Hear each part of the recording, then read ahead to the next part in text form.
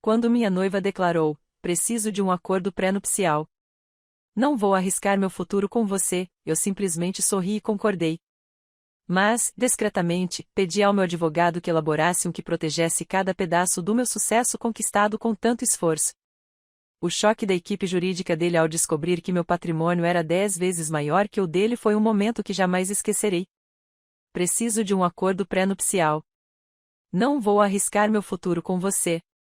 Grant disse essas palavras à luz de velas no Marcello's, nosso restaurante italiano favorito, com o mesmo tom que alguém usaria para discutir um contrato de leasing de carro. Sem raiva, sem desculpas, apenas pragmático, como se estivesse anunciando uma decisão de negócios já tomada. Apoiei a taça de vinho com cuidado, mantendo as mãos firmes, embora algo dentro de mim tivesse acabado de se abrir completamente. Um acordo pré-nupcial, repeti, com a voz calma. Certo. Ele piscou, claramente surpreso por eu não estar chorando, discutindo ou exigindo explicações. Espere, você está bem com isso?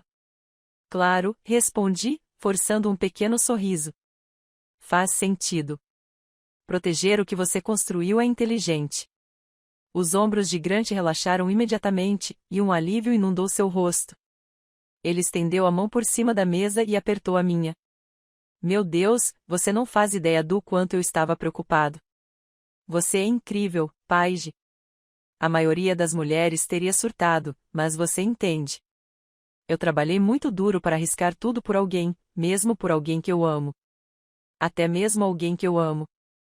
Assenti com a cabeça, ainda sorrindo, enquanto minha mente já estava 3 passos à frente. Porque o que Grant não sabia, o que ninguém sabia, era que sentada à sua frente não estava uma consultora de tecnologia modesta, sobrevivendo com um salário de classe média. Sentada à sua frente estava uma mulher com um patrimônio de 9,5 milhões de dólares. E ele acabará de me dar a oportunidade perfeita para mostrar exatamente quem ele vinha subestimando há 3 anos. Meu nome é Paige Calavai, e esta é a história de como a exigência do meu noivo em um acordo pré-nupcial se tornou o maior erro da vida dele. Mas para entender como chegamos a este ponto, você precisa saber quem eu realmente sou. Não a versão que Grant pensa conhecer. Não a mulher que sua mãe, Margarete, vê no brunch de domingo. A verdadeira Paige. Tenho 32 anos e, nos últimos 6 anos, vivi 2 vidas completamente separadas. Em uma delas, sou exatamente o que todos imaginam, um consultor de tecnologia de nível intermediário que dirige um Honda Civic de 10 anos com um amassado na porta do passageiro. Moro em um apartamento modesto de 2 quartos, onde o aluguel é razoável e os vizinhos não se metem na vida alheia.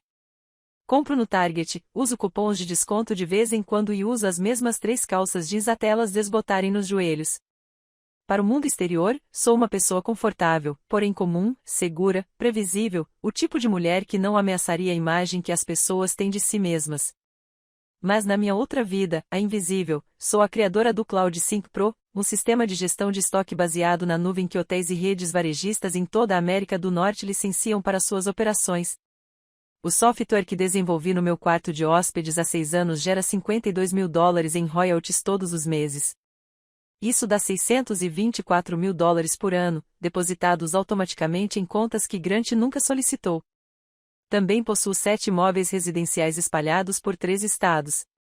Comecei a comprá-los aos 27 anos, usando o primeiro grande cheque de royalties como entrada para um duplex em Austin e, em seguida, para um pequeno prédio de apartamentos em Phoenix. Possuo também um conjunto de 3 casas unifamiliares para aluguel nos subúrbios de Ohio, onde os números faziam todo sentido. Cada imóvel foi cuidadosamente selecionado, minuciosamente pesquisado e administrado por profissionais que eu mesmo avaliei. Juntos, eles geram uma renda mensal de $18 mil. Minha carteira de ações está avaliada em $3,2 milhões. Comecei a investir aos 18 anos com o dinheiro de um emprego de meio período, na época em que juros compostos eram apenas um conceito no meu livro de economia. Agora, ela é a base de uma carteira diversificada que inclui fundos de índice, ações de primeira linha e uma pequena porcentagem em empresas de crescimento de maior risco. Possuo imóveis comerciais, um pequeno centro comercial no Tennessee que abriga uma cafeteria, uma lavanderia e um escritório de declaração de imposto de renda. Os inquilinos são estáveis, a localização é sólida e a renda é constante. Meu patrimônio líquido total ultrapassa 9,5 milhões de dólares, e quase ninguém sabe disso. Essa vida dupla não nasceu de nenhum elaborado engano ou esquema criminoso. Nasceu da necessidade, de uma lição que aprendi da maneira mais difícil possível quando tinha apenas 14 anos.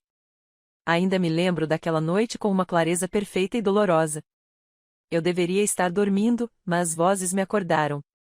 A voz da minha mãe, que ficava mais alta e embargada pelo choro. A do meu pai, baixa e na defensiva. Subi sorrateiramente até o topo da escada de pijama, agarrada ao meu coelho de pelúcia, espiando por entre os balaustres do corrimão a cena que se desenrolava na nossa sala de estar. Minha mãe segurava extratos bancários, suas mãos tremendo tanto que o farfalhar dos papéis era audível mesmo de onde eu estava sentada. 17 mil dólares, David. Você gastou 17 mil dólares sem me avisar. Foi um investimento, disse meu pai, com a voz tensa e embargada. O mercado estava aquecido. Eu estava tentando construir algo para nós. Você estava tentando provar algo para o seu irmão, retrucou minha mãe.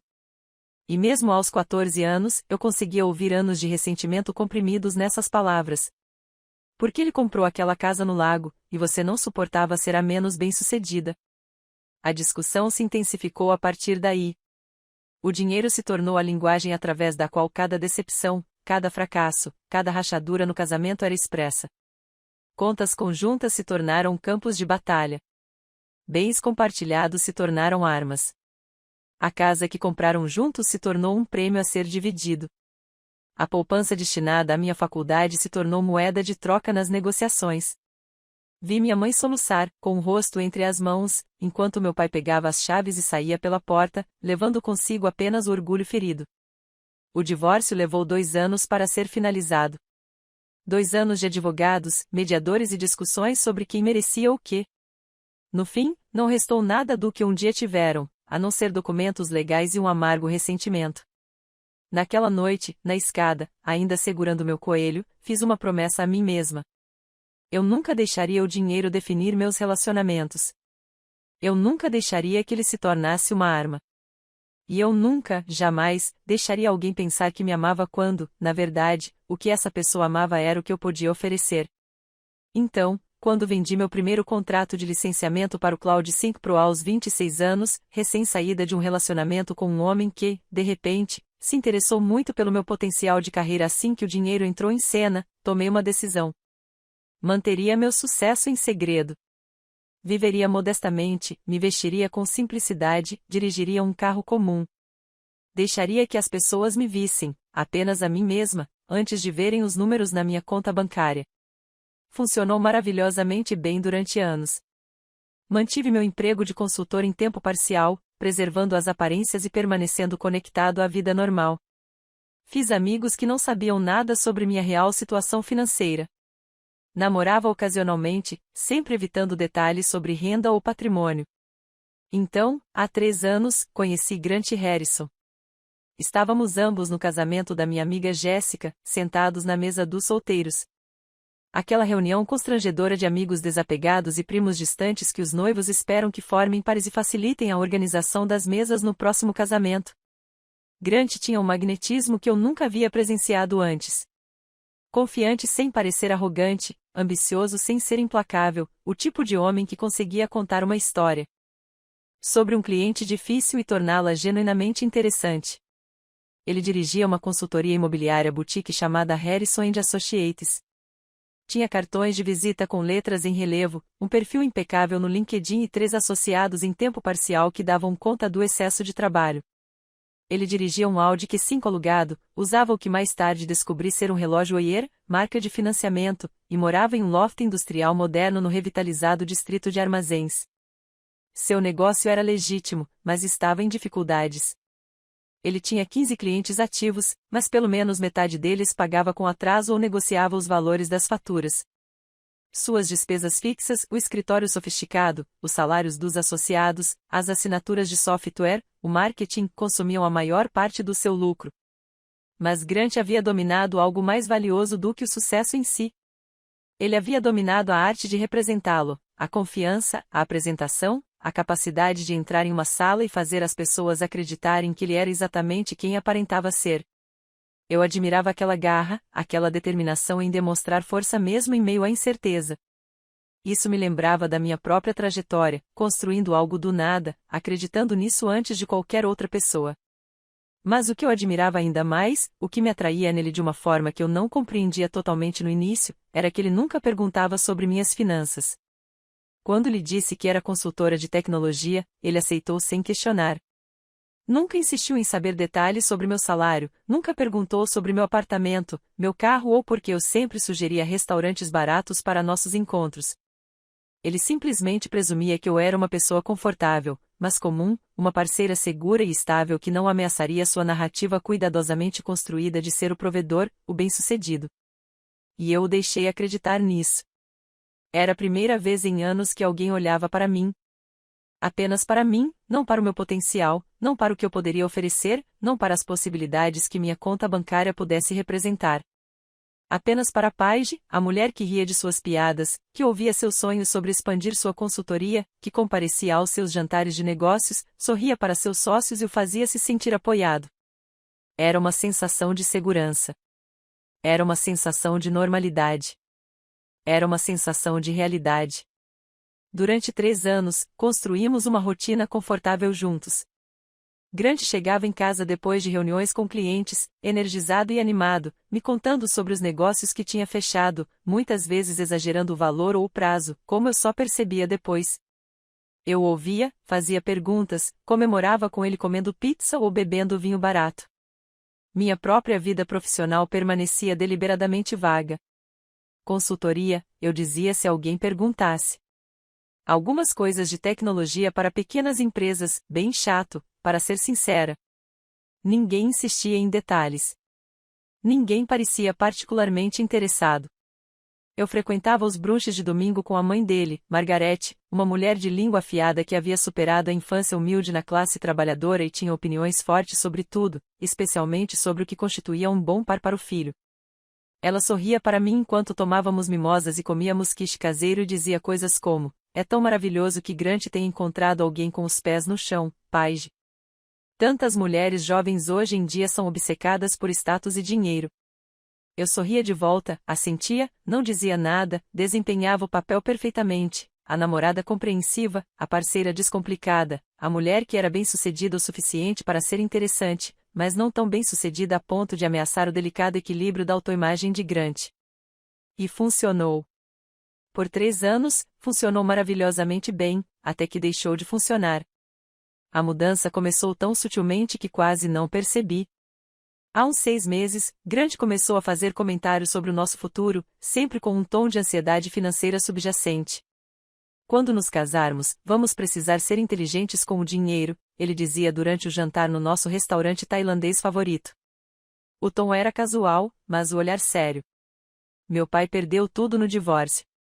A casa, metade das economias, tudo. Não vou cometer os mesmos erros. Eu o tranquilizaria, pensando que essas eram preocupações normais antes do casamento. Todo casal se preocupa com as finanças, certo? Todo mundo traz consigo alguns problemas dos relacionamentos dos pais para o próprio relacionamento. Mas os comentários se tornaram mais frequentes, mais incisivos, mais específicos. Ele começou a mencionar amigos que haviam sido devastados por divórcios, falando sobre acordos pré-nupciais como se fossem óbvios e óbvios, em vez de verdadeiros campos minados para o relacionamento. Ele citava artigos que havia lido sobre limites financeiros no casamento, advogados especializados em proteção patrimonial, a importância de conservar o que se conquistou. Cada comentário era pequeno por si só, insignificante, mas juntos formavam um padrão que eu não podia ignorar. Grant não estava apenas ansioso com o nosso futuro juntos. Ele estava se preparando para o nosso fim. E sentada aqui no Marcelos, observando-o relaxar agora que eu havia concordado com o acordo pré-nupcial, vendo-o sinalizar para o garçom pedir outra garrafa de vinho como se estivéssemos comemorando, percebi algo com absoluta clareza. Grant não tinha ideia de quem ele estava realmente se protegendo. Ele não tinha ideia de que a maior ameaça financeira neste relacionamento não era eu tirar algo dele. Era ele descobrir que eu nunca precisei de nada dele, para começo de conversa. Grant fez sinal ao garçom para pedir outra garrafa de vinho. Seu semblante se transformou completamente agora que eu havia concordado com seus termos. A tensão que havia deixado seus ombros rígidos a noite toda se dissipou, substituída pela confiança natural pela qual me apaixonei 3 anos atrás. Sabe de uma coisa, disse ele, recostando-se na cadeira com um sorriso satisfeito. É exatamente por isso que eu sabia que você era a pessoa certa. Você é racional, prática. Não deixa que as emoções nublem seu julgamento. Dei um gole d'água, deixando a ironia de suas palavras se instalar entre nós como a luz de velas tremeluzindo sobre a mesa. Racional, prático. Se ele soubesse o quão prática eu estava prestes a me tornar. Quando você quer dar continuidade a isso? Perguntei, mantendo a voz leve e curiosa. Meu advogado já está preparando a papelada, disse Grant. E algo em seu tom me fez sentir um aperto no estômago. Já preparando? O que significava que ele já havia tomado essa decisão antes desta noite, antes de me consultar, antes de me dar qualquer voz na questão. Este jantar não foi uma conversa. Foi uma notificação. Ele terá algo pronto no início da próxima semana. Podemos revisar juntos. Certifique-se de que você esteja confortável com tudo. Certifique-se de que eu esteja confortável. A frase era quase engraçada. Parece ótimo, eu disse, cortando meu macarrão primavera. Mesmo que meu apetite tivesse desaparecido mais ou menos na hora em que ele chamou nosso casamento de aposta. Vou pedir para meu advogado dar uma olhada também. O garfo de Grant parou a meio caminho da boca. Você tem um advogado? A surpresa em sua voz era reveladora. Claro, ele presumia que eu não tinha representação legal. Porque alguém como eu, alguém que ele considerava financeiramente simples, precisaria de um advogado contratado. Para assuntos de trabalho, eu disse casualmente, o que tecnicamente não era uma mentira. Eleanor cuidava dos meus contratos comerciais, entre muitas outras coisas. Só para ter certeza de que entendi toda a linguagem jurídica, certo? Sim, faz sentido, disse Grant, recuperando-se rapidamente. Inteligente. Quer dizer, é bem simples, mas claro, peça para eles darem uma olhada. Bem simples. Fiquei pensando se ele ainda pensaria assim daqui a uma semana. Terminamos o jantar conversando sobre os preparativos do casamento, a insistência da mãe dele em convidar todo o clube do livro e se deveríamos passar a lua de mel na Grécia ou na Itália.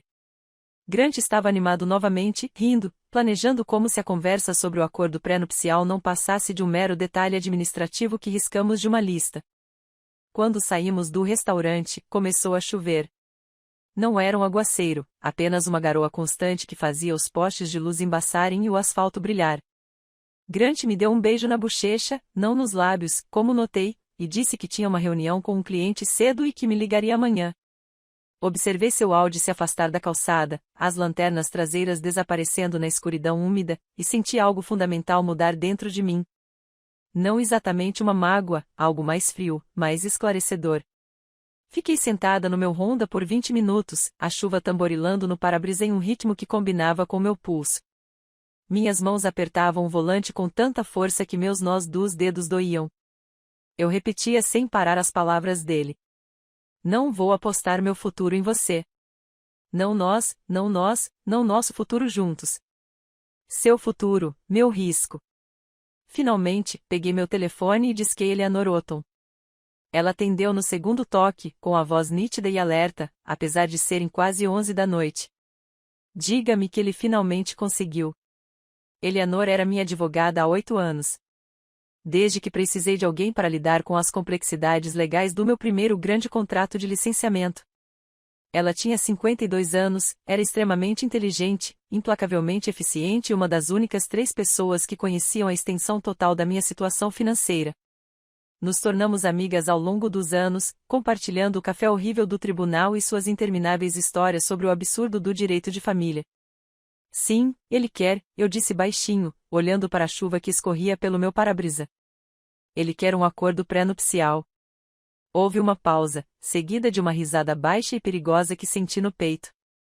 E presumo que ele pense que é ele quem tem algo a proteger. Ele disse, e eu cito, não vou apostar meu futuro em você. A risada de Eleanor era aguda e fria. Oh, Paige, isso vai ser delicioso. Conte-me tudo. Relatei todo o jantar, a tensão, o discurso ensaiado, o alívio dele quando concordei, o comentário sobre o advogado já estar preparando a papelada. Eleanor ouviu sem interromper, e eu quase conseguia ouvir a mente dela processando as implicações.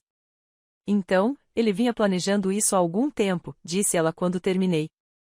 Não foi uma ansiedade espontânea. Foi algo calculado. Parece que sim. E ele não tem a menor ideia do que está realmente pedindo. Nenhum. Eleanor ficou em silêncio por um momento, e quando falou novamente, sua voz havia mudado para o que eu chamava de seu modo estratégico. Fria, precisa, letal. Eis o que faremos. Vou elaborar uma contraproposta que, à primeira vista, parece completamente razoável. Tudo o que ele quer. Bens separados permanecem separados. Divisão de bens transparente. Toda aquela linguagem padrão de acordo pré-nupcial. Mas vamos adicionar uma cláusula crucial. Qual cláusula? Divulgação financeira completa de ambas as partes. Transparência total. Declarações de imposto de renda. Lista de bens, obrigações de dívida, carteiras de investimento, tudo às claras. Se ele quer proteger o que é dele, então ambos precisam saber exatamente o que isso significa. Pela primeira vez naquela noite, senti algo parecido com um sorriso surgir em meus lábios. Ele vai concordar com isso. Ele acha que isso o protege. Exatamente, disse Eleanor. E eu pude ouvir a satisfação em sua voz. Deixe-o pensar que está sendo minucioso. Deixe-o pensar que está cobrindo todos os pontos. E então mostraremos a ele a verdade que ele foi arrogante demais para perguntar por 3 anos. Conversamos por mais 10 minutos. Eleanor fez perguntas sobre o cronograma, se eu queria incluir proteções específicas para minha propriedade intelectual e sobre o nível de detalhamento que deveríamos ter nos requisitos de divulgação. Quando desligamos, eu me sentia mais tranquilo, mais no controle da situação. A chuva intensificou-se, transformando-se num verdadeiro aguaceiro que tornava a visibilidade quase impossível. Liguei o carro e conduzi para casa com cuidado, os limpa-para-brisas a trabalhar sem parar, a minha mente já 3 passos à frente. 3 dias depois, a proposta de acordo pré-nupcial de Grant chegou à minha caixa de entrada de e-mail. Eu estava no meu apartamento trabalhando em casa em um projeto de um cliente que não exigia muito esforço mental quando a notificação apareceu na minha tela. O assunto era simples: revisão da minuta do acordo pré-nupcial quando lhe for conveniente. Analise quando lhe for conveniente. Como se ele estivesse enviando recomendações de restaurantes. Salvei o arquivo, preparei uma xícara de chá e me acomodei no sofá com meu laptop. O documento tinha 17 páginas, formatado naquela linguagem jurídica densa que faz tudo parecer importante e incompreensível ao mesmo tempo. Comecei a ler. Na página 3, meu maxilar estava tenso. Na página 7, larguei minha xícara de chá porque minhas mãos tremiam. Na página 17, entendi exatamente o que Grant pensava de mim. Cláusula 4. Em caso de divórcio, quaisquer bens adquiridos em conjunto, incluindo, entre outros, imóveis, veículos e bens domésticos, passarão a ser de propriedade exclusiva de Grant Harrison, a menos que pai de Calavai possa fornecer comprovante documentado de que contribuiu com mais de 60% do preço de compra. 60%. Não 50%, nem mesmo uma divisão justa. Eu teria que provar que paguei mais da metade só para reivindicar a propriedade de quaisquer coisas que supostamente compramos juntos. Cláusula 7. Pai de Calavai renuncia, por meio deste instrumento, a todos os direitos à pensão alimentícia, pensão para o cônjuge ou qualquer forma de sustento financeiro em caso de divórcio, independentemente da duração do casamento ou das circunstâncias da separação. Renuncio a tudo, aconteça o que acontecer. Mesmo que tenhamos sido casados por 30 anos, mesmo que ele tenha me traído, mentido, me abandonado, nada. Cláusula 9. O anel de noivado, avaliado em $8.500, permanece propriedade exclusiva de Grant Harrison e deve ser devolvido a ele em até 30 dias após a separação, anulação ou divórcio. Encarei aquela cláusula por um minuto inteiro, sentindo um frio e um amargor se instalarem em meu peito. O anel no meu dedo, símbolo do seu amor, do seu compromisso, da sua promessa, era classificado como bem imprestável, como um livro de biblioteca, como algo que ele me emprestava até que eu não conseguisse atender às suas expectativas. Havia mais cláusulas. Disposições sobre como qualquer herança que eu recebesse seria considerada propriedade conjugal, mas qualquer herança que ele recebesse permaneceria exclusivamente dele. Estipulações sobre como qualquer negócio que eu viesse a abrir durante o nosso casamento estaria sujeito à sua aprovação e participação na propriedade. Exigências de que quaisquer decisões financeiras acima de $500 necessitariam de seu consentimento por escrito. Isso não era um acordo pré-nupcial. Era uma gaiola, uma estrutura legal projetada para me manter pequena, dependente, impotente. Grant não estava apenas se protegendo de uma interesseira.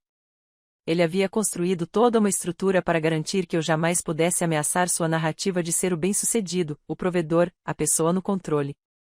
Ele havia construído uma prisão para alguém que não existia e me pediu para entrar nela por vontade própria. Li o documento mais uma vez, fazendo anotações nas margens e destacando as cláusulas mais problemáticas. Depois, encaminhei-o para Eleanor sem acrescentar uma única palavra de comentário. Meu telefone tocou 6 minutos depois. Ele está completamente maluco? A voz de Eleanor era uma mistura de gelo e fogo. Paige, isso não é um acordo pré-nupcial. Isso é abuso financeiro disfarçado de linguagem jurídica.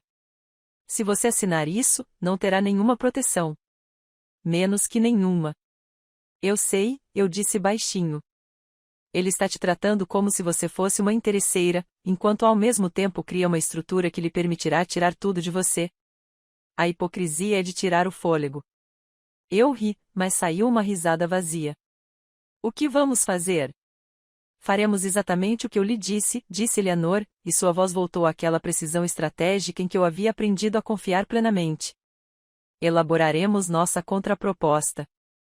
Justa, razoável, profissional e exigiremos total transparência financeira de ambas as partes.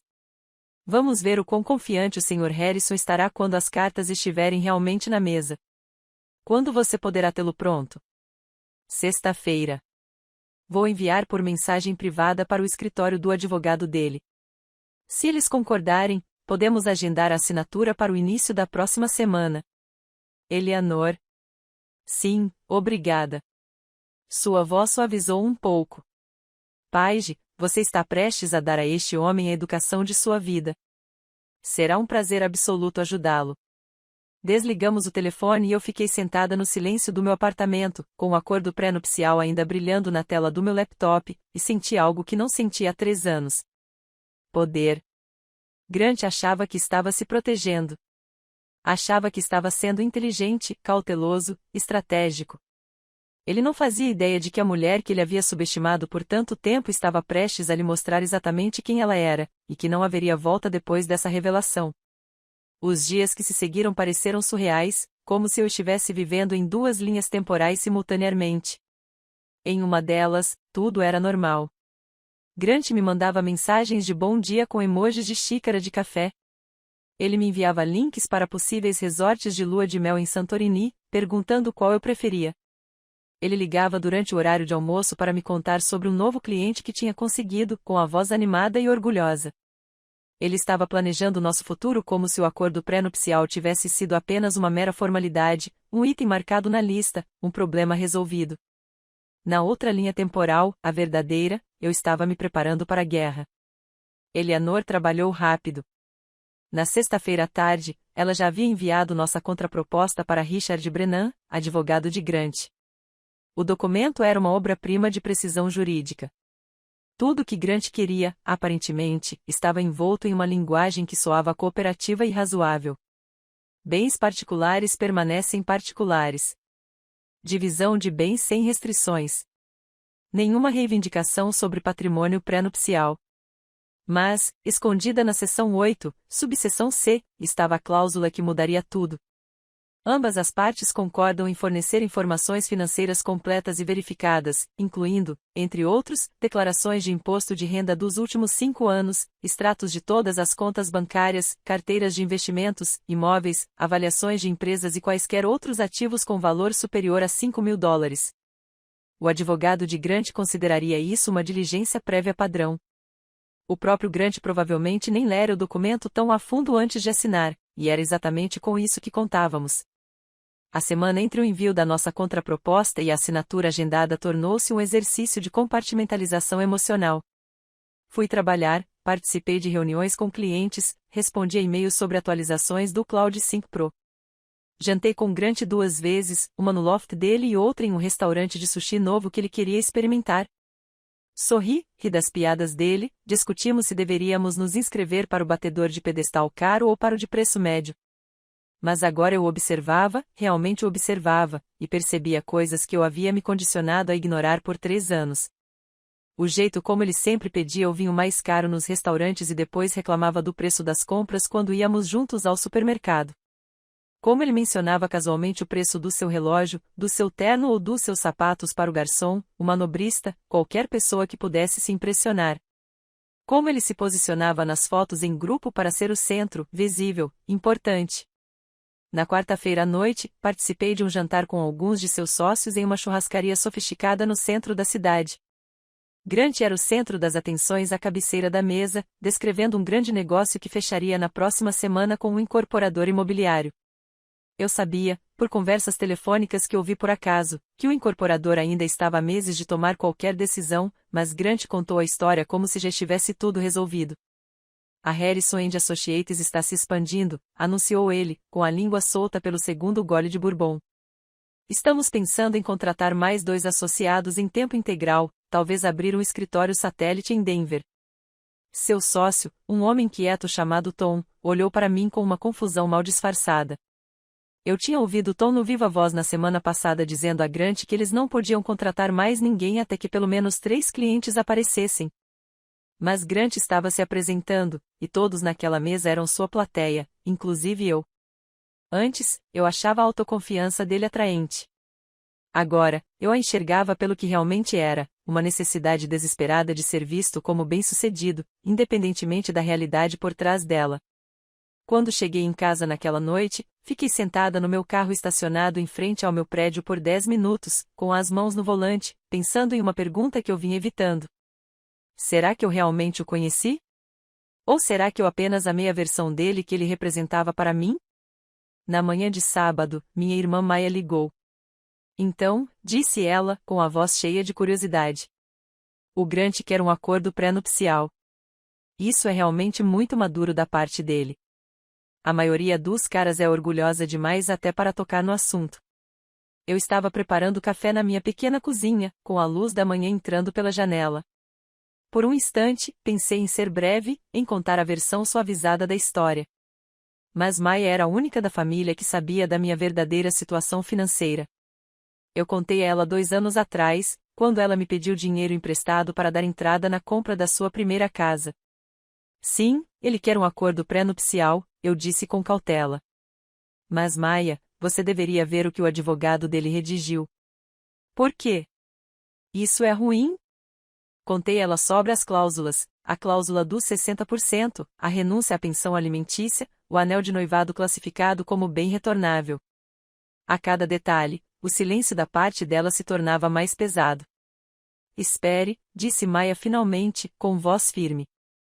Ele está te tratando como se você estivesse interessada no dinheiro dele. Paige, você poderia comprar a empresa dele 2 vezes e ainda sobraria dinheiro para uma casa na Toscana. Nós duas rimos, mas foi um riso amargo e vazio. Isso é uma loucura, continuou Maia.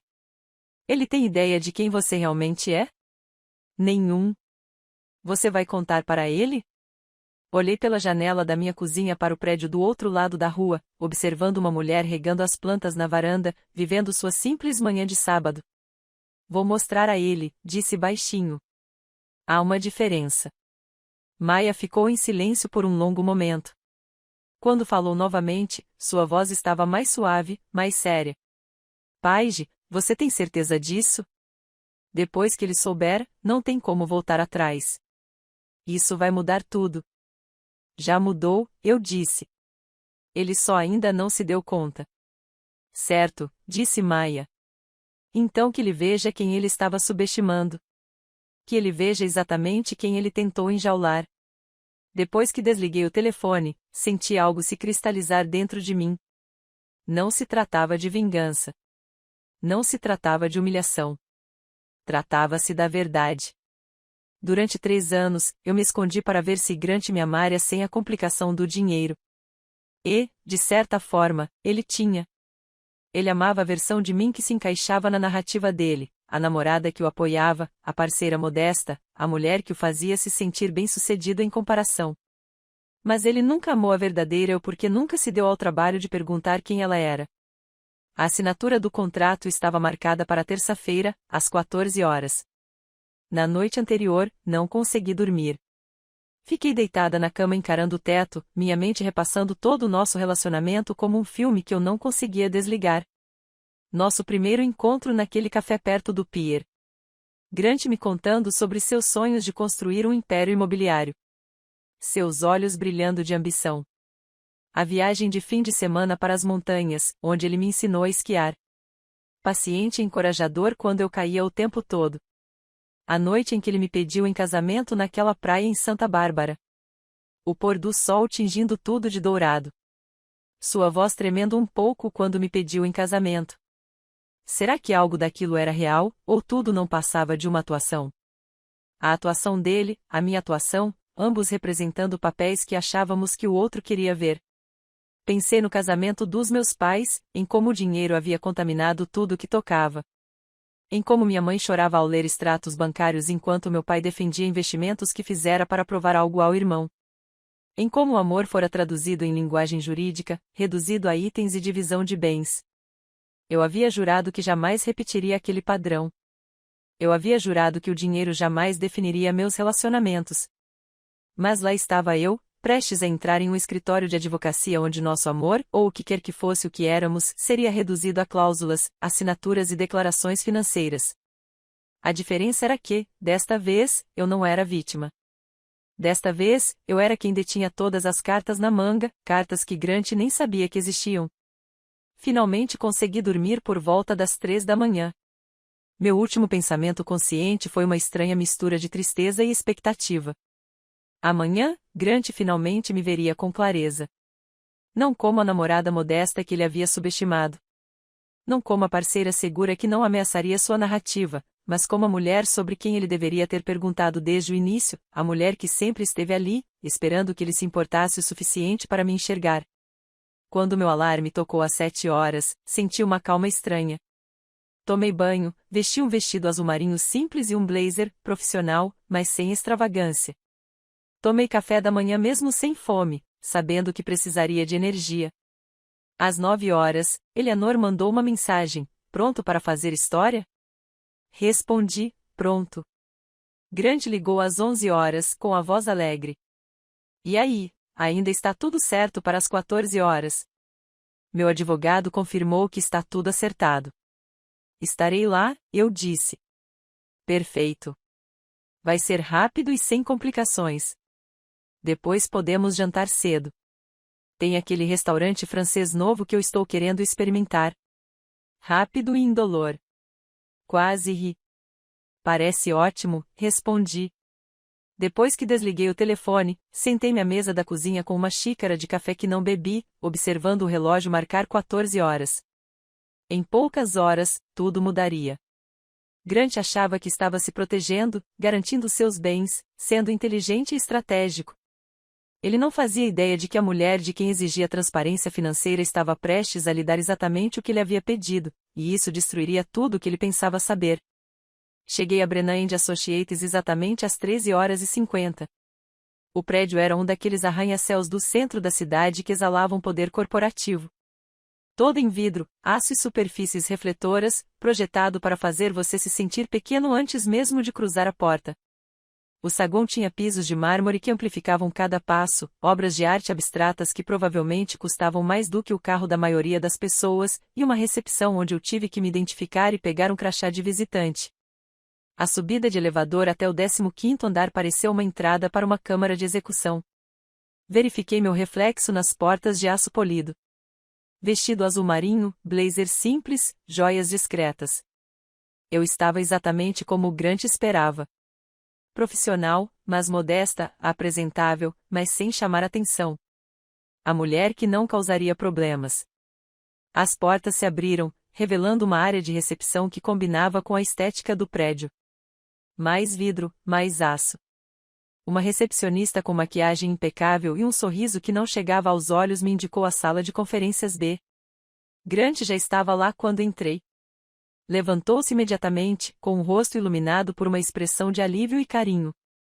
Estava com boa aparência, recém-barbeado, vestindo o terno cinza escuro que eu sabia que ele reservava para reuniões importantes com clientes, e um perfume discreto, porém caro. Ele atravessou a sala e me deu um beijo na bochecha, com a mão quente no meu braço. Ei, disse-lhe suavemente. Você está ótima. Um pouco nervosa. Um pouco, admiti, o que era verdade, embora não pelas razões que ele imaginava.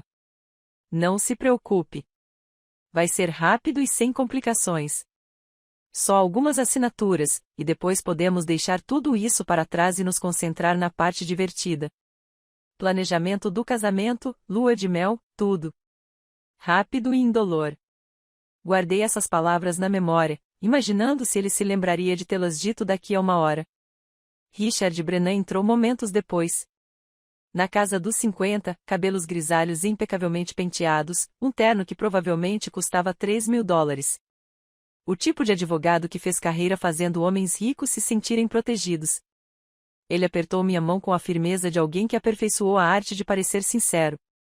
Senhorita Calavai, prazer em conhecê-la. Grant me contou coisas maravilhosas. Isso deve ser muito simples. Direto ao ponto. Todos repetiam essa palavra. Acomodamo-nos em cadeiras ao redor de uma longa mesa de conferência. Janelas do chão ao teto ofereciam uma vista da cidade que se estendia abaixo de nós, com nuvens de tempestade se acumulando ao longe. A sala cheirava a lustramóveis e couro caro. Então Eleanor chegou. Eu a ouvi antes de vê-la. O som seco dos saltos contra o mármore, preciso e rítmico como uma contagem regressiva. Ela entrou na sala de conferências carregando uma única pasta de couro, sua expressão indecifrável, o batom vermelho um toque de cor deliberado em sua paleta neutra. Richard se levantou e estendeu a mão. Senhorita Wotton, com prazer. O sorriso de Eleanor era quase imperceptível. Senhor Brennan, podemos começar? Havia algo na maneira como ela disse isso, educada na superfície, mas por baixo percebi um toque de expectativa controlada, como um jogador de xadrez se sentando para uma partida que já sabe que vai ganhar. Todos nos sentamos. Grant ao meu lado, Eleanor do outro lado. Richard em frente a nós, espalhando documentos sobre a mesa com uma eficiência prática. Vamos começar com as declarações financeiras do Sr. Harrison, disse Richard, abrindo uma pasta fina. Transparência total, como solicitado.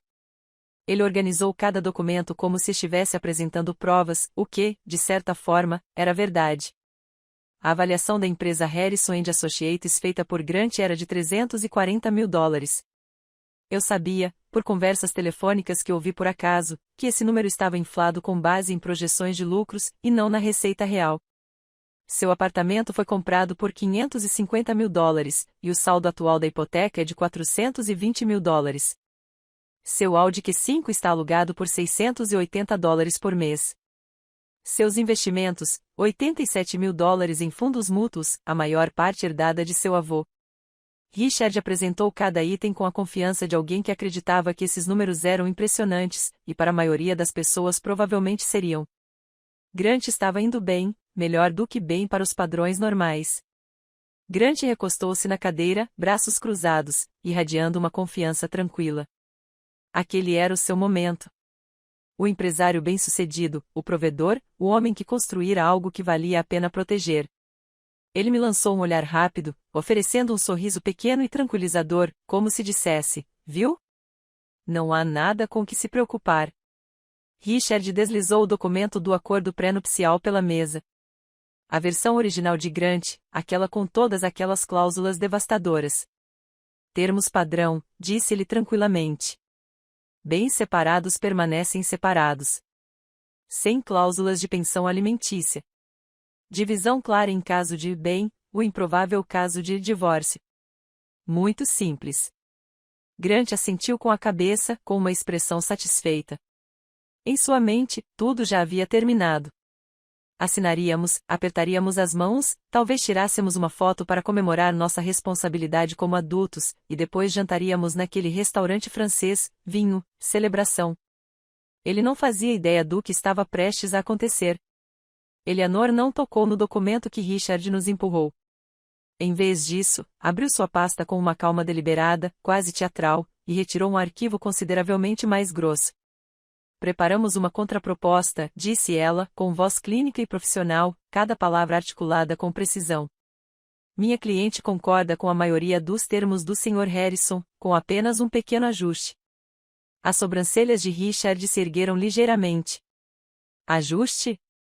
Ambas as partes devem fornecer informações financeiras completas.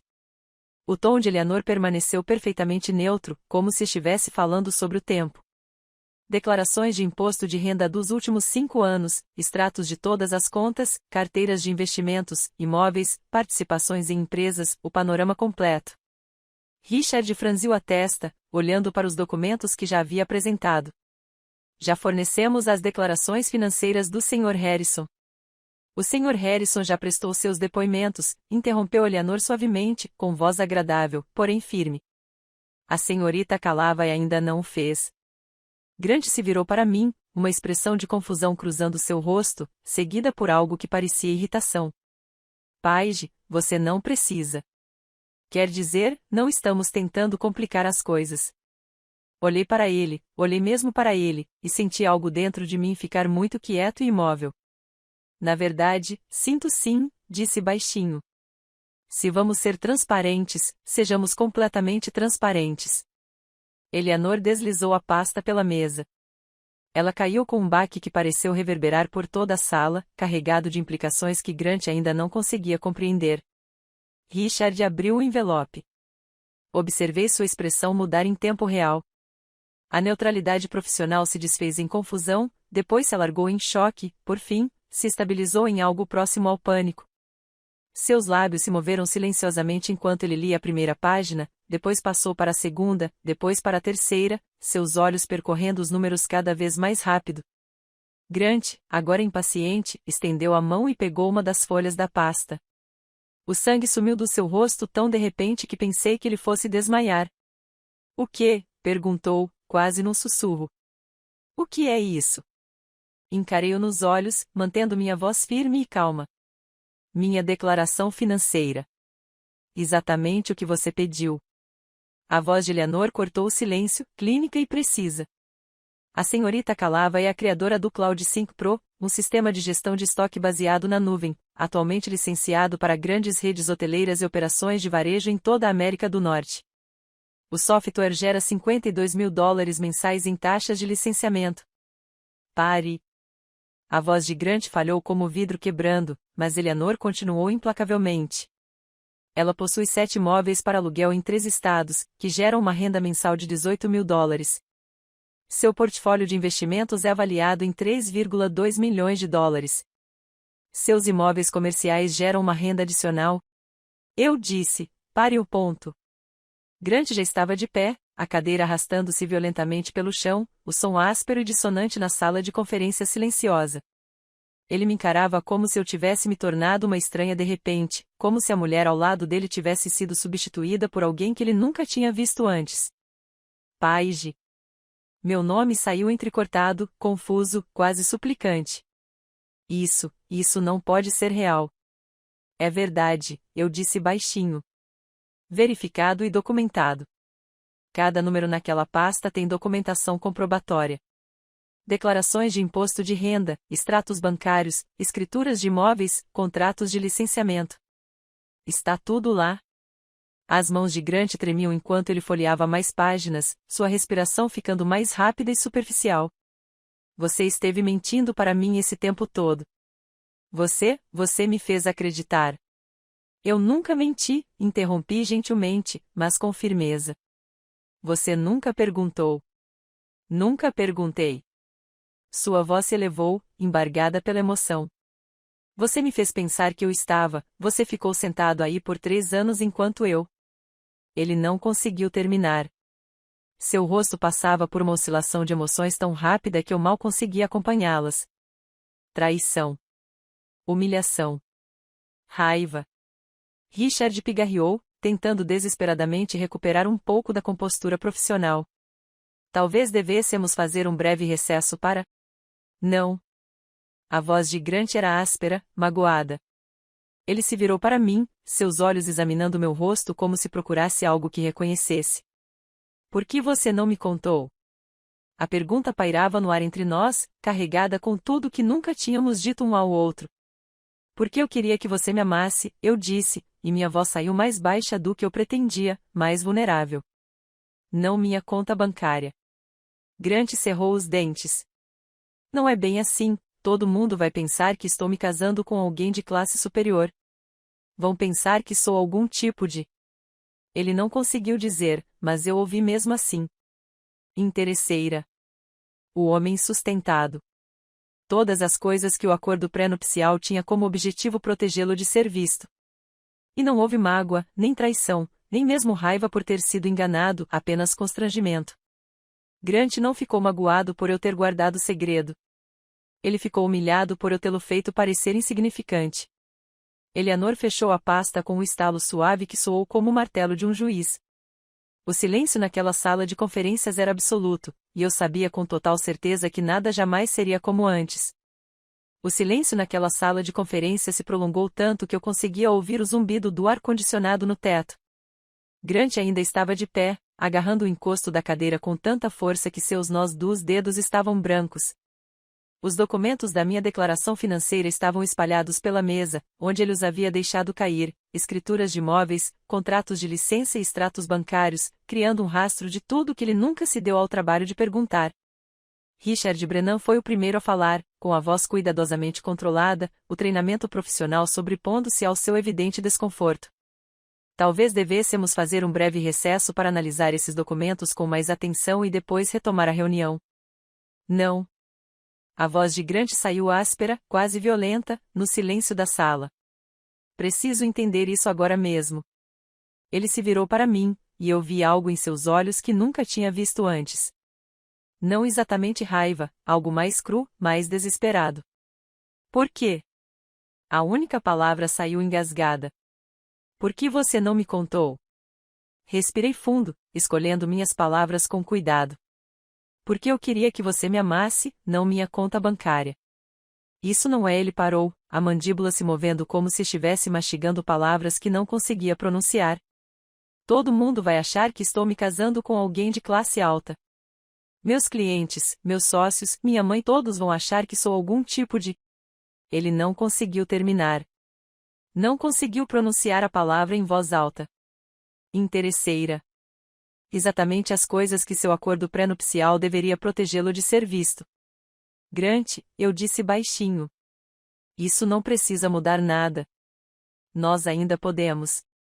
Não precisa mudar nada? Sua risada foi cortante e amarga. Paige, você está sentada em cima de quase 10 milhões de dólares enquanto eu estava. Ele gesticulou freneticamente para seus próprios documentos de divulgação. Enquanto eu me gabava de ter conseguido um cliente de 20 mil dólares como se fosse uma grande conquista. Você tem ideia de como isso me faz parecer? Lá estava de novo, a aparência dele. Não como ele se sentia, não o que significava para o nosso relacionamento. Apenas a imagem, a performance. Eleanor manteve-se ereta, com uma expressão profissionalmente neutra. Se vocês desejarem prosseguir com um acordo pré-nupcial justo e equilibrado que proteja ambas as partes igualmente, podemos redigir novos termos que... De resto, nada. Grant respondeu bruscamente, pegando o casaco que estava pendurado no encosto da cadeira.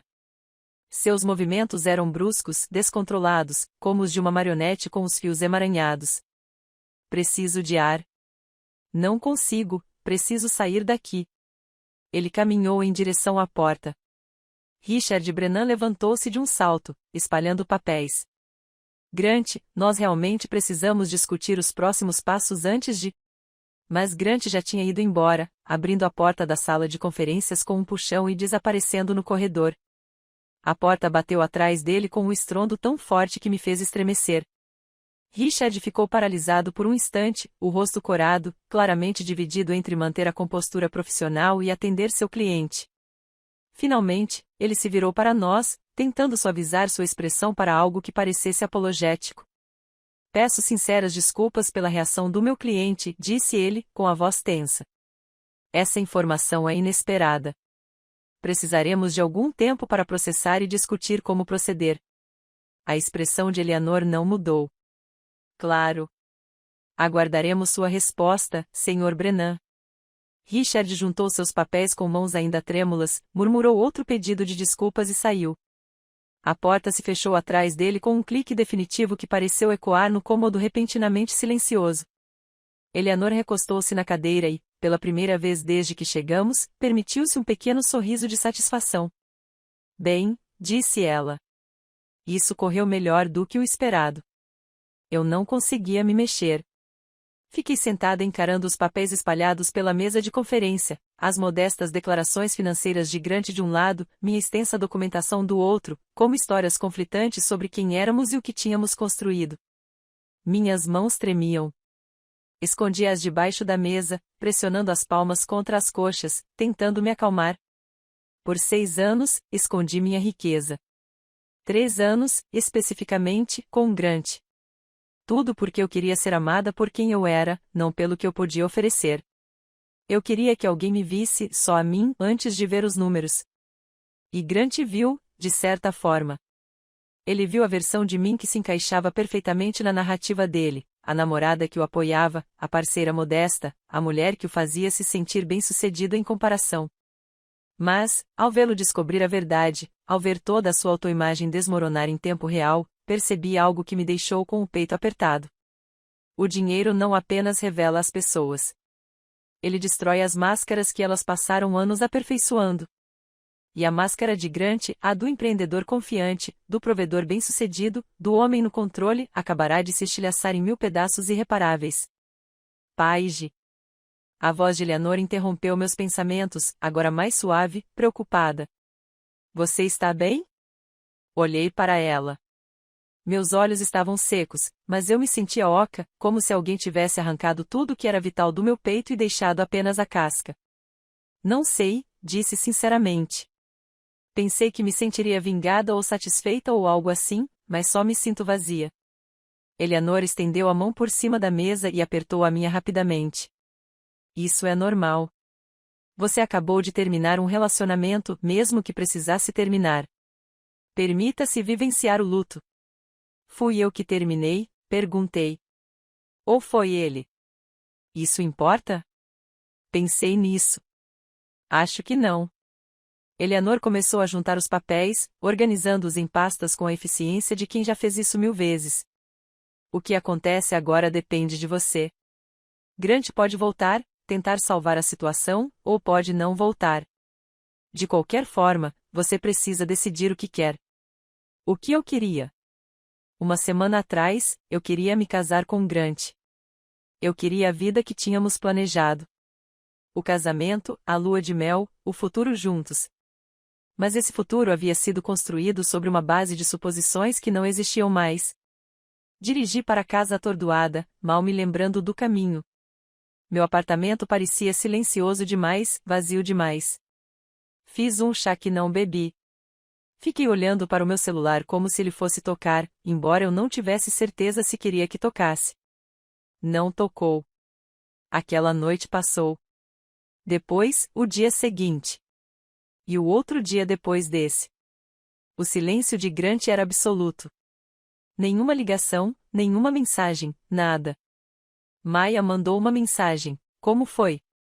Fiquei olhando para a mensagem por 5 minutos antes de responder, te conto depois. Minha mãe deixou um recado na caixa postal sobre os convites de casamento, perguntando se já tínhamos finalizado a lista de convidados. Apaguei a mensagem sem responder. Fui trabalhar, participei de reuniões, revisei contratos para o Cloud 5 Pro e resolvi problemas de inquilinos em uma das minhas propriedades de aluguel.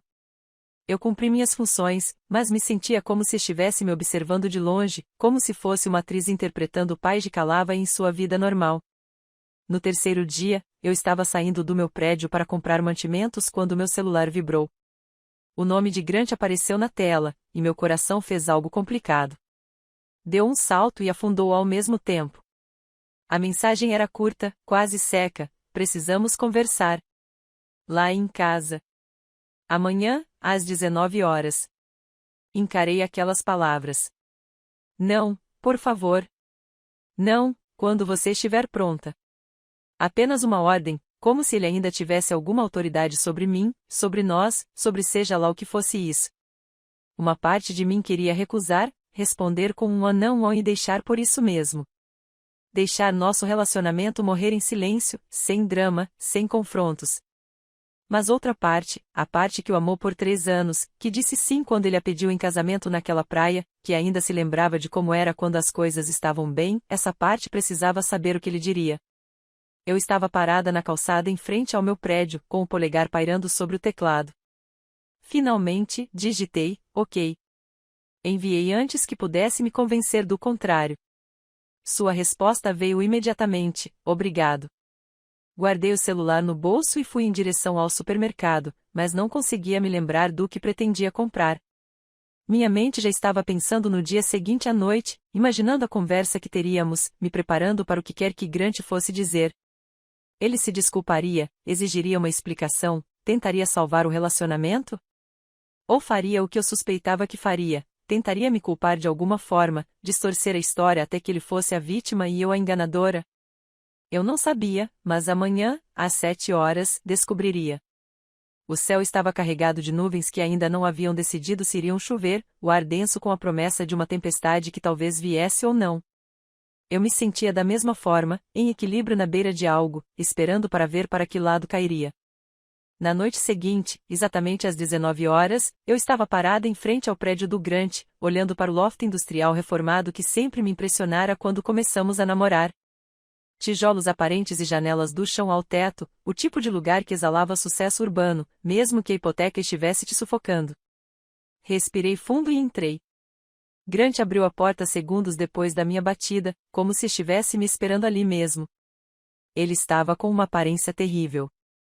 Seus olhos estavam vermelhos e com olheiras profundas que denunciavam noites em claro. Seu cabelo não estava penteado como de costume. Ele vestia jeans e uma camiseta amassada. Raramente o via com uma roupa tão casual, tão desleixada. Obrigado por ter vindo, disse ele, com a voz nem calorosa, nem fria, apenas tensa. Ele não me beijou. Nem sequer tentou. Apenas deu um passo para o lado para me deixar entrar. O loft estava impecável como sempre, tudo em seu devido lugar, os móveis minimalistas caros dispostos com perfeição. A arte abstrata nas paredes de tijolos aparentes, a iluminação industrial projetando sombras cuidadosamente desenhadas. Parecia uma página de revista. Sempre parecerá uma página de revista. Eu me perguntei, não pela primeira vez, o quanto da vida de Grant era encenação. Estávamos sentados em extremidades opostas do seu sofá de couro, uma distância que parecia deliberada, simbólica. Grant serviu-se de um uísque do decantador que estava sobre a mesa de centro. Um uísque escocês caro, do tipo que ele guardava para impressionar clientes. Ele não me ofereceu um. O silêncio se estendia entre nós, pesado e desconfortável. Eu conseguia ouvir o ruído ambiente da cidade através das janelas, o trânsito, sirenes distantes, o zumbido da vida continuando lá fora, além daquele estranho momento congelado. Finalmente, Grant falou. Paige, estive pensando. Ele olhou fixamente para o copo como se ele pudesse conter respostas sobre nós, sobre tudo o que aconteceu naquela sala de conferências. Esperei, sem dizer nada. Fiquei chocado, continuou ele. Obviamente. Quer dizer, você precisa entender, descobrir que a pessoa que você pensava conhecer é, na verdade, alguém completamente diferente é muita coisa para processar. Eu não sou uma pessoa diferente, eu disse baixinho. Sou a mesma pessoa de sempre. Você simplesmente não sabia tudo sobre mim. Exatamente. Ele aproveitou a deixa e se inclinou para a frente. Você não me contou. Por 3 anos, Paige. 3 anos escondendo algo tão fundamental. Você nunca perguntou. Eu não deveria ter que perguntar. Sua voz se elevou. Então ele se conteve, respirou fundo, visivelmente tentando se acalmar. Mas veja bem, eu tive 3 dias para pensar sobre isso. E percebi uma coisa. Ele pousou o copo e se virou para me encarar de frente. Eu ainda quero me casar com você. Meu coração fez algo complicado. Deu um salto e afundou ao mesmo tempo. Uma faísca de esperança surgiu no meu peito, tola e indesejada. Uma faísca que imediatamente tentei sufocar porque, de alguma forma, eu sabia que o que quer que viesse a seguir não seria o que eu queria ouvir. Eu te amo, continuou Grant. E sua voz havia assumido aquele tom sincero que ele usava ao apresentar propostas a clientes. O que temos é real. É valioso. E eu não quero jogar isso fora por causa de dinheiro. Esperei pelo Hamas. Ele veio. Mas preciso que você entenda a minha posição. Ele passou a mão pelos cabelos, um gesto que reconheci como sinal de estresse. Meus negócios, minha reputação, meus relacionamentos com clientes e investidores, tudo isso se baseia em uma certa percepção. E se as pessoas descobrirem que vou me casar com alguém que vale 10 vezes mais do que eu, essa percepção muda. Como isso muda? Perguntei, embora já soubesse a resposta. Vou parecer fraco, disse-lhe sem rodeios. Como se eu não conseguisse me virar sozinho, como se precisasse de alguém para me sustentar financeiramente. Meus clientes vão se perguntar se você está financiando o meu negócio. Meus concorrentes vão usar isso contra mim. Minha mãe vai. Ele se interrompeu. Sua mãe vai fazer o quê? Ele balançou a cabeça. Não importa. O importante é que encontrei uma solução. Uma maneira de fazer isso funcionar.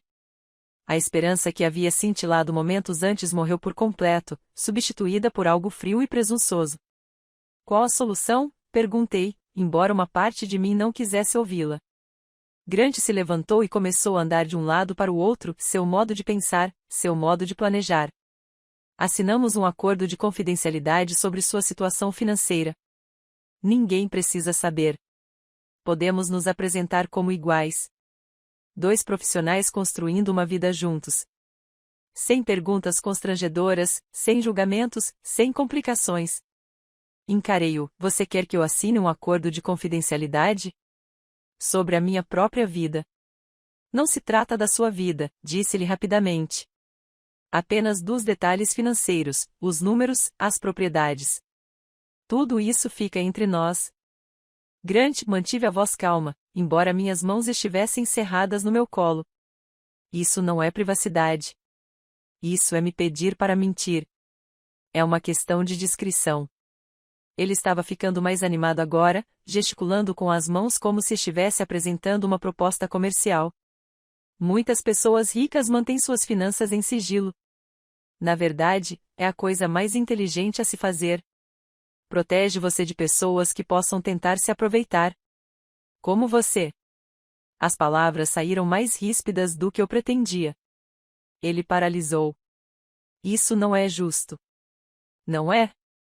Levantei-me, precisando me mover, precisando de espaço. Você está me pedindo para me comprometer legalmente a esconder quem eu sou para que seu ego permaneça intacto. Como isso não é se aproveitar de mim? Seu rosto corou. Você não entende como é, meus clientes, meus investidores, até mesmo minha família, todos me veem de uma certa maneira. Se descobrirem que vou me casar com alguém mais rico, mais bem-sucedido. Ele não conseguiu terminar, a garganta lutando contra as palavras que não conseguia pronunciar. Eles vão pensar que você é fraco, eu disse baixinho. Vão pensar que você não conseguiria sozinho. Vão pensar que você está se aproveitando da minha fama. Sim. A confissão escapou-lhe de repente. Sim, é exatamente isso que eles vão pensar. E não importa que não seja verdade, Paige. Percepção é realidade nos negócios. Você deveria saber disso. Eu observei andar de um lado para o outro, observando construir seu argumento como se estivesse debatendo diante de um júri. E, de repente, eu o vi com absoluta clareza. Não era o homem encantador por quem me apaixonei naquele casamento 3 anos atrás. Não era o empreendedor ambicioso com grandes sonhos e uma confiança contagiante. Nem mesmo a pessoa insegura que exigia um acordo pré-nupcial para se proteger. Vi alguém cuja identidade inteira era construída sobre a percepção dos outros. Alguém que precisava ser visto como bem-sucedido mais do que realmente ser bem-sucedido. Alguém cuja autoestima era tão frágil que as conquistas do parceiro soavam como ataques pessoais. Sua confiança sempre fora uma performance. Seu sucesso, uma ilusão cuidadosamente cultivada. E agora, diante de uma noiva que ameaçava essa ilusão simplesmente por existir de forma autêntica, ele não estava me convidando para fazer parte de sua vida. Ele estava me pedindo para me encolher para que ele pudesse continuar grandioso. Grant, eu disse suavemente. Se você precisa que eu desapareça para se sentir completo, então não temos um casamento. Temos uma performance. Você está sendo dramático. Não estou pedindo para você desaparecer. Estou pedindo um pouco de discrição.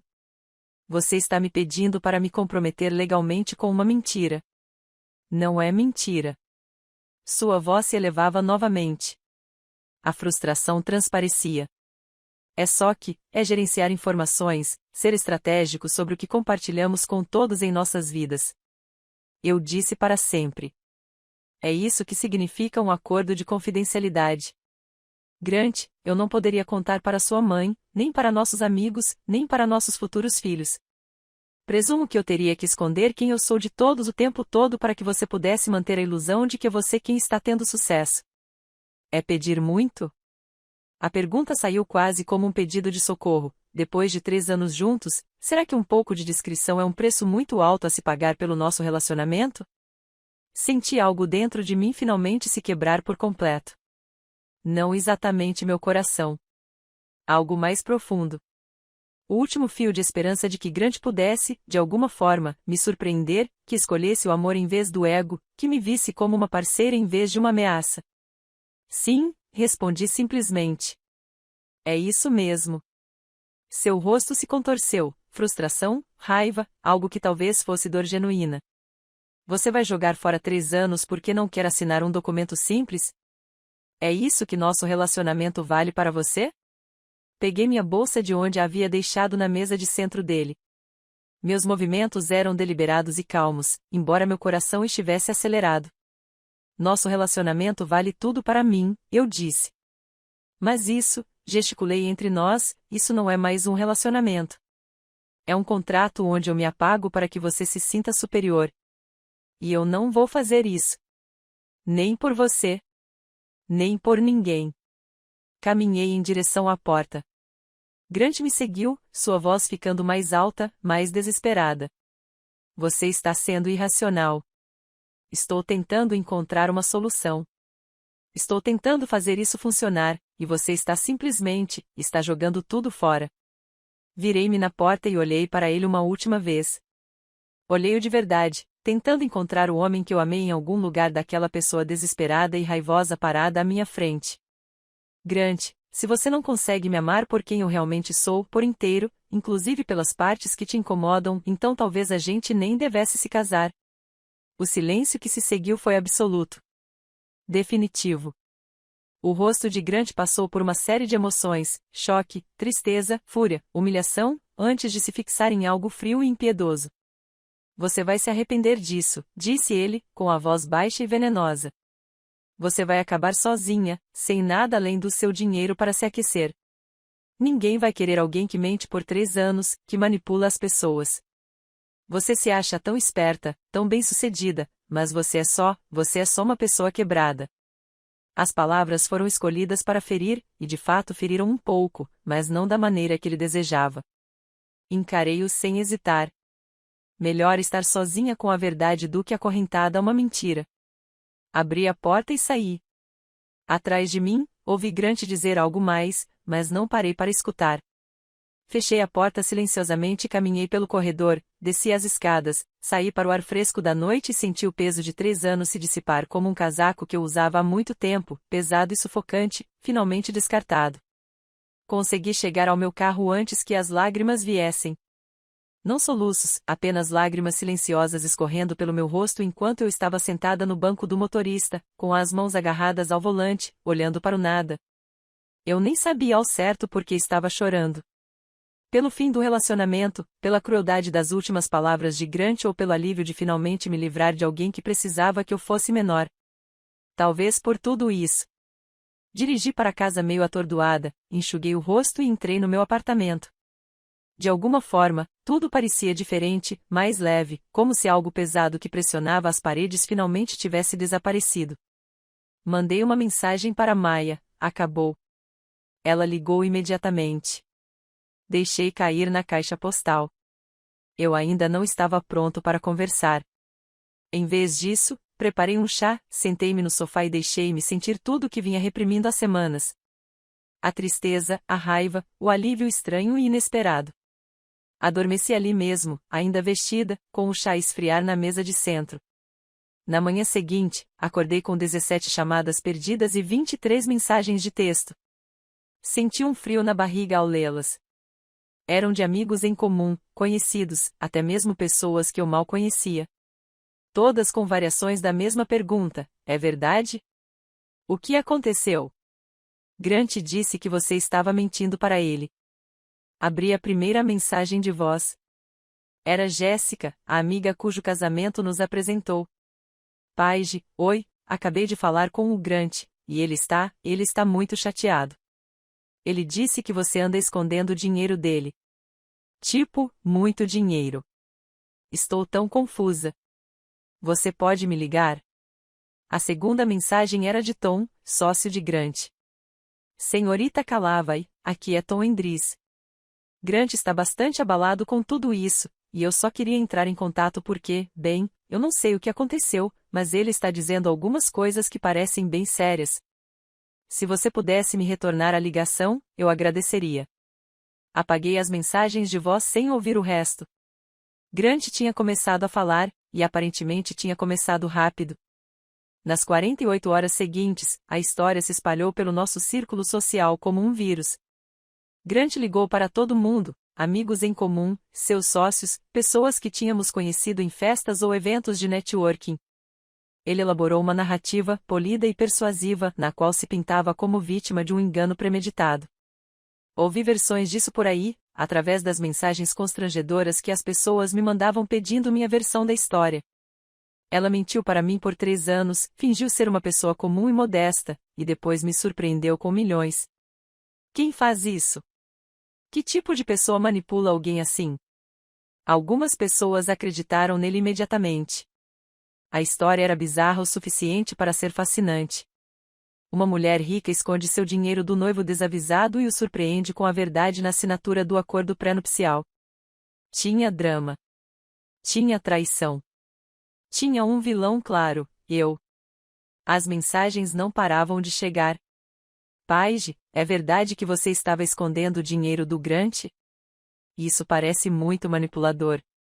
Você realmente o emboscou no escritório do advogado? É o que o Grant está dizendo. Não quero tomar partido, mas o Grant parece muito magoado.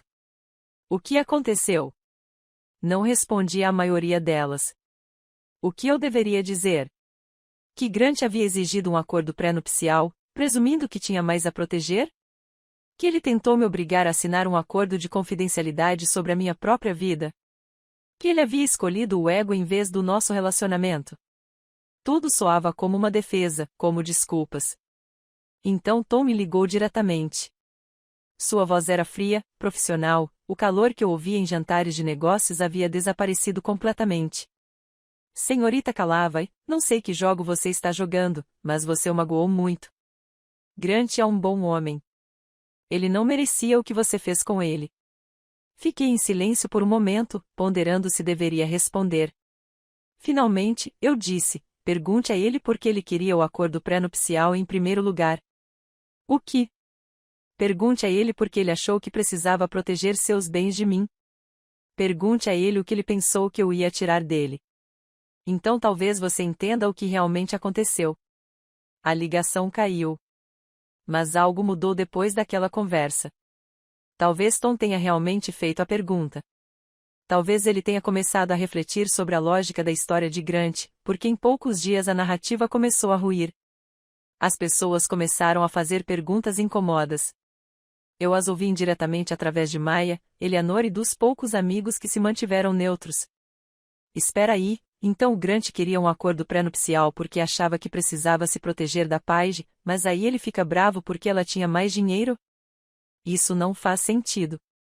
Ele está bravo porque a noiva dele é bem-sucedida? É isso que o incomoda? Então ele exigiu transparência financeira e depois ficou bravo quando a transparência mostrou que ela era mais rica? Não foi exatamente isso que ele pediu? O absurdo da situação tornou-se impossível de ignorar.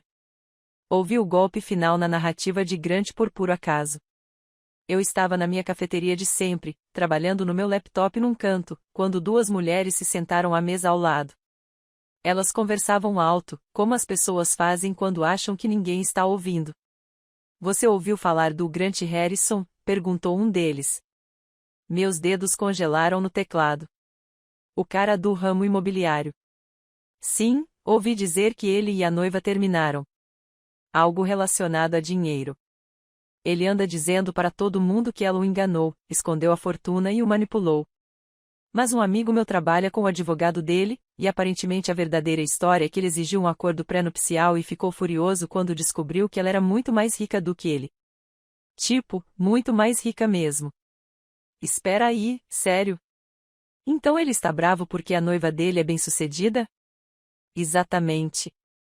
Problema de ego total. Imagine se sentir ameaçado pelo sucesso do seu parceiro. Meu Deus, que patético. Esse é literalmente o sonho. Casar com alguém bem-sucedido que não precise do seu dinheiro. Eles riram, e eu fiquei ali sentada no meu canto, invisível, sentindo algo próximo à vingança. A campanha difamatória de Grant estava se voltando contra ele de forma espetacular. Seus sócios começaram a se distanciar. Soube por Eleanor que potenciais investidores estavam repentinamente inacessíveis, e suas ligações não eram atendidas. Clientes faziam perguntas incisivas sobre a estabilidade da empresa, questionando se seus problemas pessoais indicavam instabilidade profissional. A narrativa que ele tentava controlar havia escapado completamente de seu controle. Uma semana depois de eu ter saído do loft dele, Margaret ligou. Quase não atendi, mas a curiosidade falou mais alto. Paige. Sua voz estava tensa, controlada, vibrando com uma fúria mal contida. Precisamos conversar sobre o que você fez com meu filho. Fechei os olhos, já exausta. Margaret, você tem ideia do estado em que ele está? Ele está deprimido, mal trabalha, bebe demais. Tudo porque você não conseguiu ser honesta sobre quem você é. A acusação pairava no ar, e senti uma raiva intensa e justa subir ao meu peito. Eu fui honesta, disse, com a voz mais áspera do que pretendia. Grant nunca perguntou sobre minhas finanças. Ele presumiu que eu era financeiramente simples, e eu deixei que ele fizesse isso porque queria ser amada por quem eu sou, não pelo meu saldo bancário. Você mentiu por omissão, retrucou Margaret. Você permitiu que ele construísse uma vida com você baseada em falsas premissas. Ele fez suposições, corrigi. Eu nunca lhe disse que estava passando por dificuldades. Nunca fingi ser alguém que não era. Ele simplesmente nunca se deu ao trabalho de perguntar. Houve uma longa pausa. Então a voz de Margaret mudou, suavizando-se num tom quase suplicante. Paige, por favor, assine o acordo de confidencialidade. Deixe-o manter as aparências. Ele está disposto a prosseguir com o casamento se você mantiver isso em segredo. Pense no que você está jogando fora.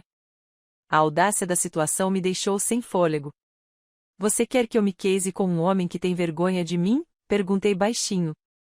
Quem precisa que eu esconda quem sou para proteger o ego dele? Não se trata de vergonha, insistiu Margaret. Trata-se de respeito, de deixá-lo ser o homem na relação. Não, eu disse, com a voz agora fria. Trata-se do orgulho dele ser mais importante do que a minha verdade. E eu não vou viver assim. Nem por ele. Nem por você. Nem por ninguém. Desliguei antes que ela pudesse responder. Minhas mãos tremiam, mas eu me sentia estranhamente calmo. Lúcido. 2 semanas depois, recebi um e-mail que me surpreendeu mais do que qualquer outra coisa em toda essa confusão. O remetente era Richard Brennan, advogado de Grant. O assunto era pedido de desculpas profissional. Abri a carta, a curiosidade vencendo a cautela. Senhorita Calavai, queria entrar em contato pessoalmente para me desculpar pelo meu papel naquela desastrosa assinatura do acordo pré-nupcial. Em meus 23 anos de prática em direito de família, nunca vi um cliente tão fundamentalmente equivocado sobre sua própria situação. Para que conste, aconselhei Grant que sua narrativa não é sustentável e que ele deveria aceitar o fim do relacionamento com dignidade. Ele não aceitou bem o conselho. desejo-lhe tudo de bom. Sua advogada, senhorita Wotton, é excelente. A senhora está em boas mãos. Atenciosamente, Richard Brennan. Li o e-mail 3 vezes, sentindo uma tensão no peito que nem sabia que estava apertada. Até o próprio advogado de Grant percebeu a verdade. Encaminhei o e-mail para Eleanor. Ela respondeu em poucos minutos: Brennan é um dos bons. Raro nesse ramo.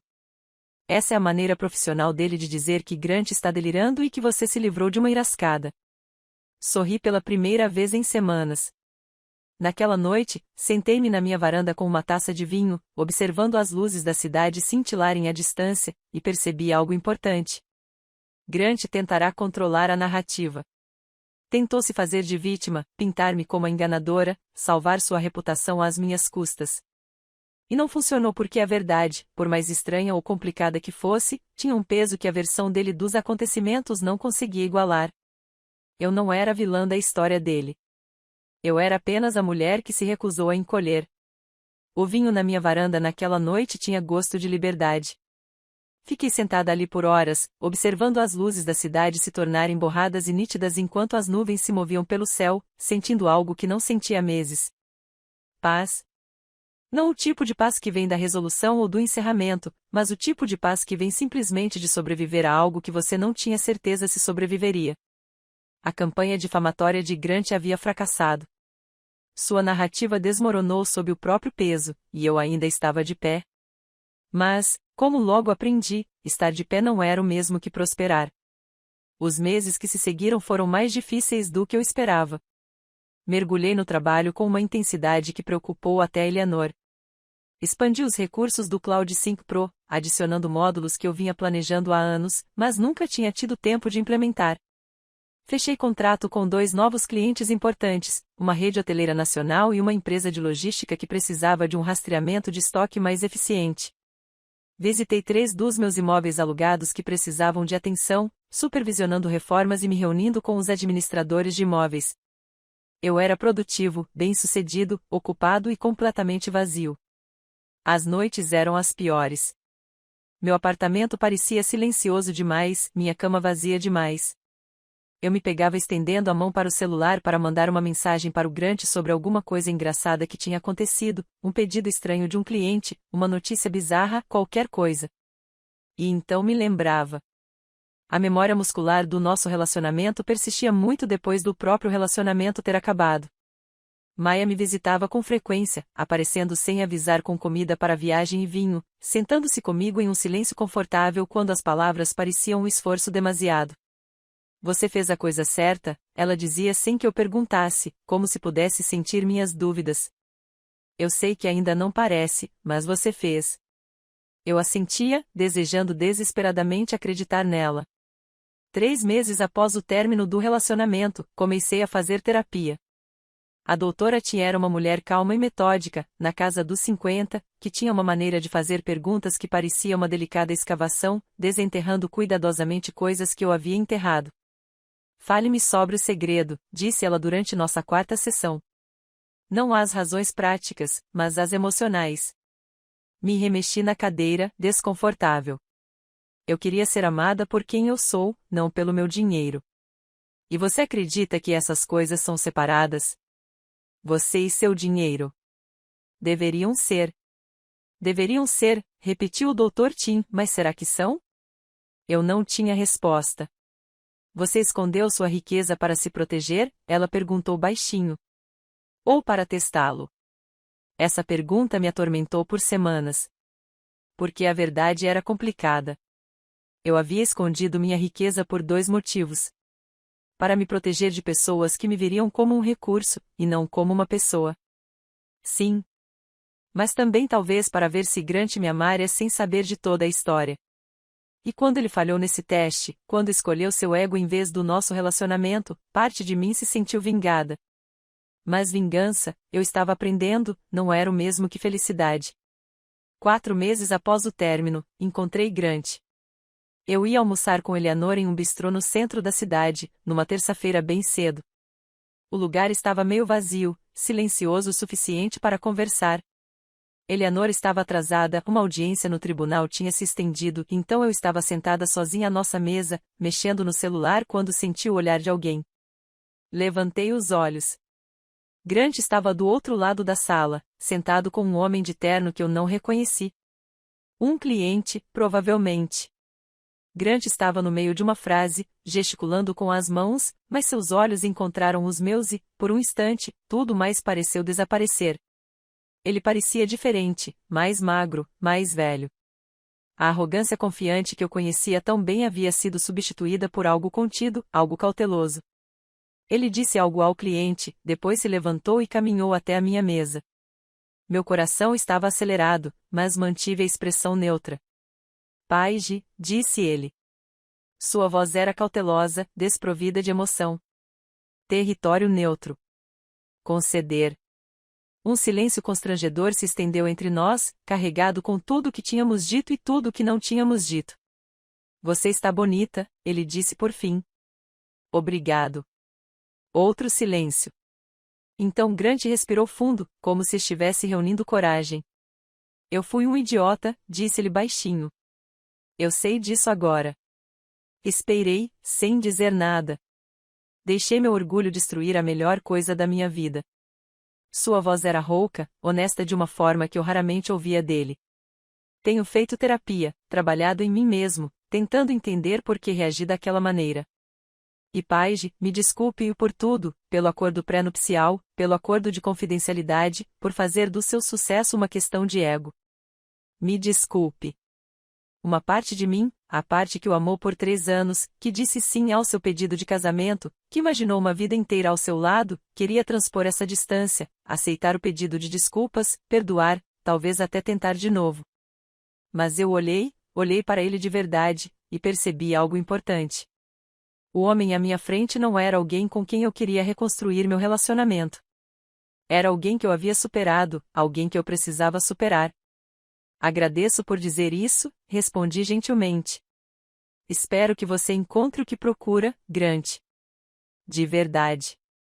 Seu rosto oscilou entre emoções, esperança, compreensão, aceitação, resignação, antes de se fixar em algo que parecia paz. Ele assentiu. Cuide-se, Paige. Você também. Ele voltou para sua mesa. Eu observei partir e, quando Eleanor chegou 5 minutos depois, ofegante pedindo desculpas, percebi que estava sorrindo. Boas notícias? Perguntou Eleanor, sentando-se em seu assento. Só um desfecho, eu disse. Finalmente. 6 meses após o término, Maya me arrastou para um evento beneficente da comunidade. Eu vinha resistindo, dando desculpas sobre o trabalho, sobre estar cansada, sobre não estar preparada para eventos sociais, mas Maya foi implacável. Você precisa sair do seu apartamento e lembrar que existem pessoas boas no mundo, disse ela com firmeza. Além disso, você vai fazer trabalho voluntário querendo ou não. Eu já te inscrevi. O evento beneficente era para escolas locais e foi realizado em um centro comunitário com cheiro de café e livros antigos. Havia mesas de doações, venda de bolos e voluntários separando caixas de materiais. Era caótico, acolhedor e, acima de tudo, reconfortante. Foi lá que conheci Daniel Torres. Fomos designados para o mesmo grupo de voluntários, separando livros doados por faixa etária e assunto. Ele usava uma camiseta com um trocadilho histórico desbotado, tênis surrados e tinha aquele tipo de sorriso que contagiava a todos. Por favor, me diga que você é melhor em organização do que eu, disse ele, encarando a montanha de livros à nossa frente. Porque eu leciono história americana e mal consigo manter a biblioteca da minha sala de aula em ordem alfabética. Eu ri de verdade pela primeira vez em meses. Organizamos livros e conversamos sobre os alunos dele, que ele descreveu com carinho e exasperação.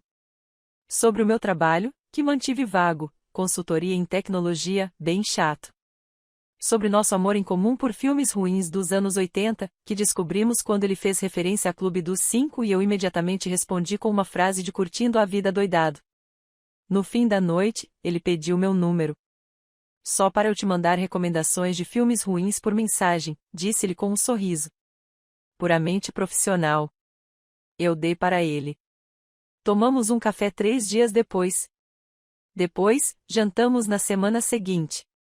E então assistimos a um filme intencionalmente ruim dos anos 80 que, ironicamente, nós dois adoramos. No nosso quarto encontro, sentada na varanda do seu pequeno apartamento, com vinho barato e pizza da pizzaria da esquina, contei-lhe tudo, sobre o Cloud 5 Pro, sobre os royalties, as propriedades e os investimentos, sobre Grant, o acordo pré-nupcial e o confronto na sala de reuniões, sobre esconder quem eu era porque tinha muito medo de ser valorizada pelo que eu tinha em vez de quem eu era. Preparei-me para a mudança, o cálculo, a transformação em seu olhar.